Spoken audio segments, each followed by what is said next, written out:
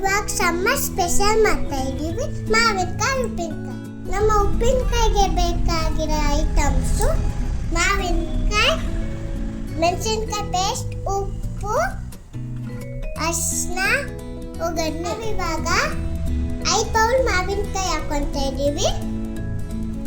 ಹೀಗೆ ತಕ್ಕಷ್ಟು ಉಪ್ಪು, ಮೆಣಸಿನಕಾಯಿ ಪೇಸ್ಟ್, ಅರಸಿನ ಪುಡಿ,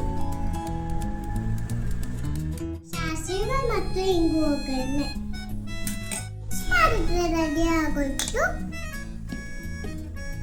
ಯಮ್ಮಿ ಆ್ಯಂಡ್ ಟೇಸ್ಟಿ ತೋತಾಪುರಿ ಮಾವಿನಕಾಯಿ ಉಪ್ಪಿನಕಾಯಿ. ಇದೇ ಥರ ಕಂಟೆಂಟ್ಗಾಗಿ ಪೇಜ್ ಫಾಲೋ ಮಾಡಿ, ಲೈಕ್ ಮಾಡಿ, ಶೇರ್ ಮಾಡಿ.